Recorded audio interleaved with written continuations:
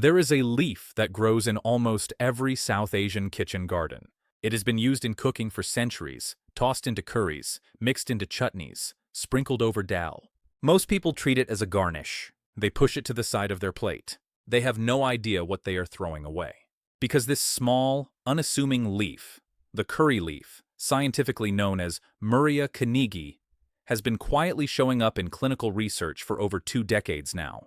And what the research is revealing is genuinely impressive. We are talking about measurable reductions in fasting blood sugar, improvements in postprandial glucose levels, changes in HbA1c, real numbers, published in real journals, from real trials involving real people. And the story that inspired this video is worth hearing.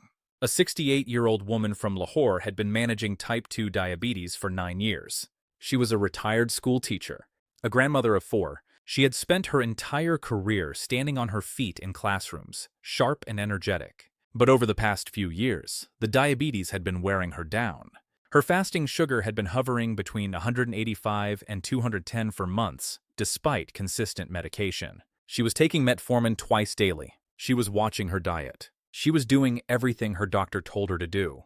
And still, the numbers would not budge. Then her sister, who lived in a village outside Faisalabad, mentioned something. She said she had been adding fresh curry leaves to her morning water for years, and her own sugar readings had stayed remarkably stable. No medical claims. No grand promises. Just a quiet observation from someone who had been doing it long enough to notice a pattern. So this woman from Lahore decided to try it. She started steeping about 8 to 10 fresh curry leaves in warm water every single morning. She drank the water. She chewed the leaves. She did not skip a single day. After 30 days, she went for her routine blood work. Her fasting glucose reading came back at 163. That is a 47-point drop. Her physician was genuinely surprised. He asked her what she had changed. She told him about the leaves. He did not laugh. He did not dismiss it. He pulled up the research himself and said he had seen similar findings, but had never thought to recommend it. Now, before anything else, something needs to be completely clear. This woman did not stop taking her medication. She did not replace her doctor's advice. She added one simple habit alongside her existing treatment, and that distinction matters enormously. Because this video is not about rejecting modern medicine.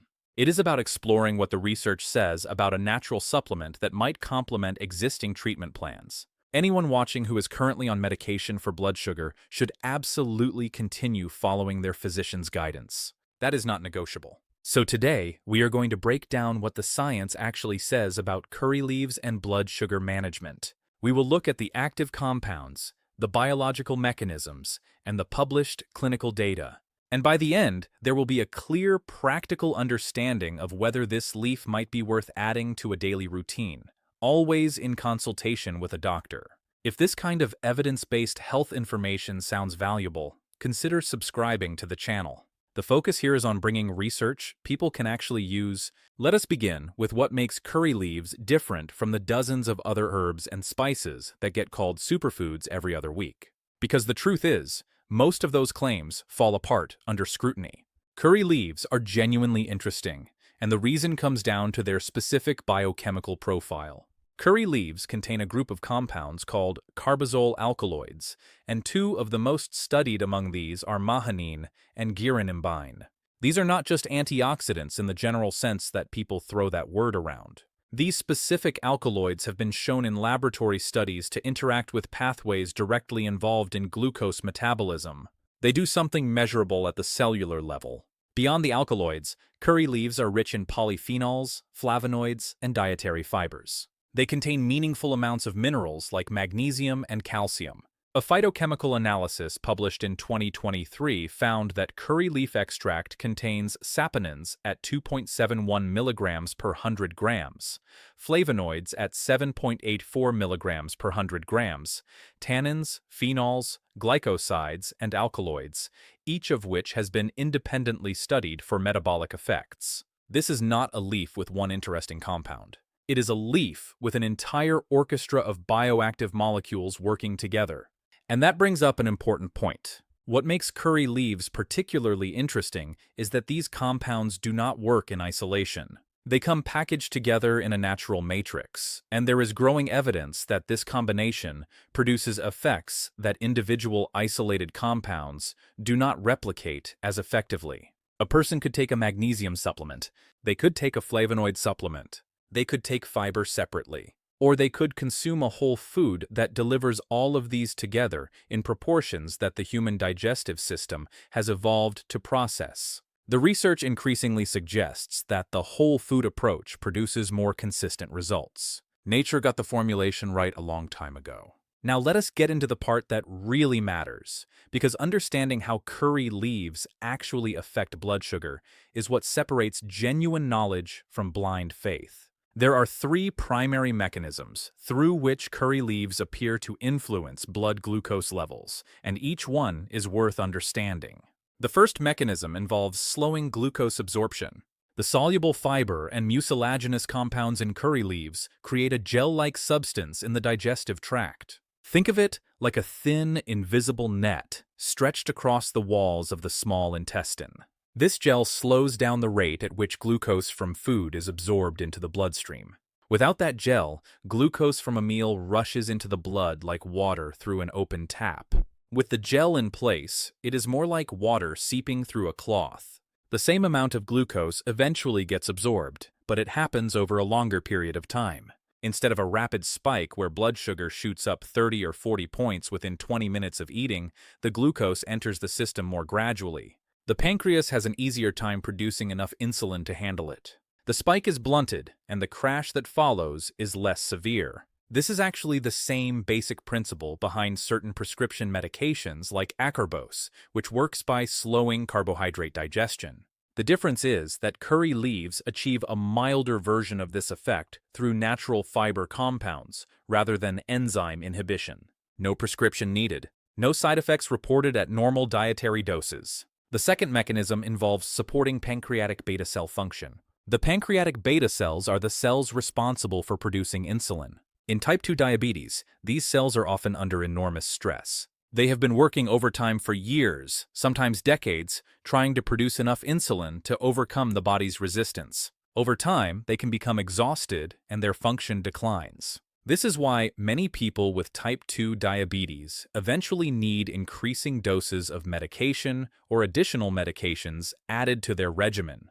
The beta cells are burning out. Animal studies conducted at the University of Chicago and published in the American Journal of Chinese Medicine in 2006 found that curry leaf extract appeared to support healthier beta cell function in diabetic mice. The researchers observed that the extract helped reduce blood glucose levels and also improved cholesterol markers. The mice received daily doses of 80 milligrams per kilogram of curry leaf extract for 10 consecutive days. Blood cholesterol dropped from 277.6 milligrams per deciliter down to 182.0, a reduction that achieved statistical significance at p less than 0.01. Now, animal studies do not automatically translate to human outcomes, and it is important to be transparent about that. But they do provide a biological rationale for the effects being observed in human trials. They show us that there is a plausible mechanism at work, not just coincidence. The third mechanism involves reducing hepatic glucose production. The liver plays a major role in blood sugar regulation. It stores glucose and releases it between meals to keep blood sugar stable. In type 2 diabetes, this process often becomes dysregulated. The liver releases too much glucose, which is one reason why fasting blood sugar levels can be stubbornly high even when someone has not eaten for 8 or 10 hours. A person goes to bed with a reading of 140, wakes up, and it is 170. That is the liver overproducing glucose overnight. Some of the alkaloid compounds in curry leaves, particularly mahanine, have shown preliminary evidence of modulating hepatic glucose output. The research here is still in its early stages, and most of it comes from cell culture and animal model studies. But it represents one of the more exciting areas of ongoing investigation. So those are the three mechanisms: slower glucose absorption, better beta cell support, and potentially reduced liver glucose output. 3 different pathways, one single leaf. That is what makes this plant so interesting from a research perspective. But mechanisms on a whiteboard mean nothing if they do not translate to real human outcomes. So let us look at what has actually been published in peer-reviewed journals. A study published in 2023 examined the effects of curry leaf extract on 45 female adults with type 2 diabetes. The participants were divided into groups receiving different dosages of encapsulated curry leaf extract, 5 mg per kilogram of body weight and 10 mg per kilogram of body weight. After 45 days, both treatment groups showed statistically significant reductions in fasting blood sugar, random blood sugar, and glycated hemoglobin. The results achieved statistical significance at p less than 0.05. This is a meaningful finding because HbA1c reflects average blood sugar control over the previous 2 to 3 months, not just a single day's reading. A reduction in HbA1c suggests a sustained improvement, not just a temporary fluctuation. Not just a good day, a genuine shift in metabolic pattern. An earlier study published in Plant Foods for Human Nutrition examined 30 non-insulin-dependent diabetes patients who received 12 grams of curry leaf powder daily, providing about 2.5 grams of fiber for 1 month. The researchers found a transient reduction in both fasting and postprandial blood sugar levels at the 15-day mark. Interestingly, this study did not find significant changes in lipid profiles or glycosylated proteins at the 30-day mark, suggesting that the blood sugar effects may appear earlier than other metabolic changes. The body responds to the glucose management benefits first, and other improvements may require longer supplementation periods. Another piece of research examined the effects of 10 grams of dried curry leaf powder given daily on an empty stomach for 14 days. The experimental group showed measurable reductions in postprandial blood glucose levels compared to the control group. The researchers specifically noted the hypoglycemic properties of curry leaf powder in controlling both fasting and post-meal glucose levels among diabetic participants. And while not directly about blood sugar, a 2023 study published in the journal Bioinformation examined curry leaves' effects on blood pressure in hypertensive patients. The experimental group showed significantly lower blood pressure readings compared to the control group, with the difference achieving statistical significance. The experimental group's post-test mean score was 155 with a standard deviation of 13.892 compared to the control group's mean of 162. The estimated unpaired t-value was 11.07, which was statistically significant at p less than 0.05. This matters because hypertension and type 2 diabetes are extremely common comorbidities. They travel together. Nearly 60 to 70% of people with type 2 diabetes also have high blood pressure. The two conditions feed off each other, each one making the other worse. Elevated blood sugar damages blood vessel walls. Damaged blood vessels increase blood pressure. Increased blood pressure further damages organs already stressed by diabetes. It is a vicious cycle. So a natural intervention that may help with both conditions simultaneously, breaking into that cycle from two directions at once, is worth paying attention to. Now, it is important to be honest about the limitations of this research. Many of these studies have relatively small sample sizes. Some lack long-term follow-up data. The dosages and preparation methods vary between studies, making direct comparisons difficult. We need larger, longer duration, multi-center trials to make definitive claims. That is the truth, but the pattern across multiple independent studies, conducted in different countries, by different research teams, using different preparation methods, is consistent enough to be genuinely interesting. Something real appears to be happening. Let us talk about another person who tried this, a 72-year-old retired school principal from Karachi, a man who had spent 35 years running one of the oldest government schools in the city. Disciplined, organized. The kind of person who kept meticulous records of everything, including his blood sugar readings. He had been on metformin for 6 years. His fasting sugar consistently ran between 190 and 220. His doctor had been talking about adding a second medication, possibly a sulfonylurea. He was not enthusiastic about that prospect. He had already experienced the digestive side effects of metformin for years. The idea of adding another drug with its own set of potential complications did not sit well with him. His daughter, who worked in healthcare, came across a research paper about curry leaves and glucose metabolism. She showed it to him. He was skeptical at first. He had seen too many miracle cure claims come and go over the years. But the fact that there were actual published studies with measurable outcomes caught his attention. He decided to give it an honest try. He started chewing 4 to 5 fresh curry leaves every morning on an empty stomach and steeping another handful in his morning water. He recorded his readings every single day in a notebook, the same way he used to keep school attendance registers. He did this every single day for 6 weeks. At his next checkup, his fasting sugar was 171, still higher than ideal, but meaningfully lower than where it had been. His doctor did not call it a miracle. He called it encouraging. He said, "Keep doing whatever you are doing and let us see where the next 3 months take us." That is the kind of measured, realistic response that this deserves. So how does someone actually incorporate this into their daily routine? Here is a practical approach based on what the research supports. First, source fresh curry leaves. Fresh leaves retain more of their active compounds than dried versions, though dried leaves still have value. In South Asia, fresh curry leaves are available at virtually any vegetable market for a few rupees. They are one of the cheapest things a person can buy. They freeze well, so buying in bulk and storing them in the freezer is perfectly fine. The active compounds survive freezing. Second, the morning water method. Take 8 to 10 fresh curry leaves. Wash them thoroughly under running water to remove any dust or residue.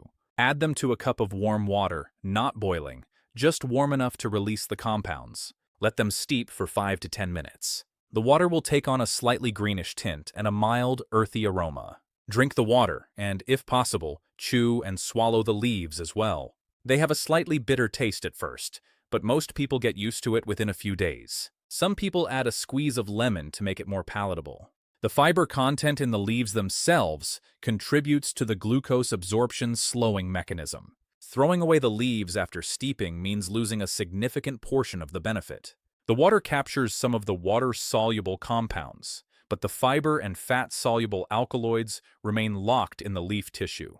Eating the leaf gets the full benefit. Third, incorporate curry leaves generously into regular cooking. They work beautifully in lentil dishes, vegetable stir-fries, rice preparations, soups, and even scrambled eggs. The key is to actually eat the leaves rather than treating them as a garnish to be discarded.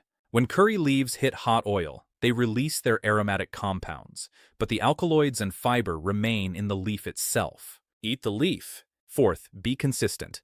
The studies that showed results involved daily supplementation over periods of 2 weeks to 45 days. This is not something where a person tries it once and expects a miracle. Consistency is what appears to drive results. One day will not do much. 30 days might change the numbers. Fifth, monitor the numbers. Anyone who starts incorporating curry leaves daily should keep tracking their blood sugar readings. Fasting glucose, postprandial readings, and ideally the next HbA1c test will tell whether the body is responding. Some people may see changes within 2 weeks. Others may need longer. And some may not see significant changes at all, because individual variation is real, and honest health information acknowledges that. Not everybody responds the same way. That is not failure. That is biology. Sixth, and this deserves emphasis because it is that important, do not stop any medication without physician guidance. Curry leaves are a potential complement to medical treatment, not a replacement. If the numbers do improve significantly over time, that is a conversation to have with a doctor about potentially adjusting medication. That decision belongs to the patient and physician together, not to a YouTube video, not to a neighbor's advice, to a qualified medical professional who knows the full health picture. Let us talk about realistic expectations for a moment, because this is where a lot of health content on the internet falls apart. It would be irresponsible to promise that curry leaves will definitely drop everyone's blood sugar by 47 points. The woman whose story opened this video had her own unique physiology, her own specific dietary context, and her own medication regimen. Her results are her results. The retired principal from Karachi had different results. Both saw improvement. Neither experienced a cure. What the research supports is more modest but still meaningful. Curry leaf supplementation may help reduce fasting and postprandial blood glucose levels. The reductions observed in studies are statistically significant, but not dramatic. They appear to be most useful as part of a broader approach that includes proper medication, sensible eating habits, regular physical activity, stress management, adequate sleep, and consistent monitoring. And frankly, that is how most real health improvements work. Not through a single miracle cure, but through the accumulation of multiple smart decisions made consistently over time. A curry leaf in the morning water is one smart decision.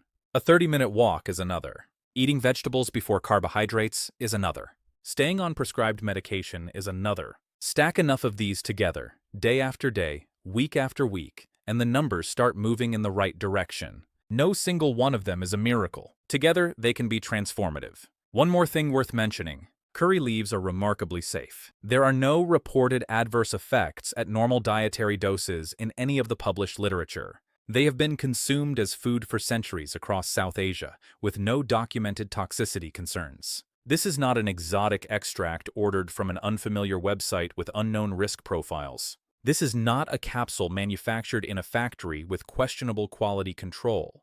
This is food. Common, everyday food that can be plucked from a garden or bought from a corner vegetable shop. Food that happens to have uncommonly interesting biological properties. That said, anyone with a known allergy to plants in the Rutaceae family should exercise caution, and anyone on blood sugar-lowering medication should monitor their levels carefully when adding curry leaves, because the combination could potentially lower blood sugar more than expected. That would be a good problem to have, but it still requires awareness and medical oversight.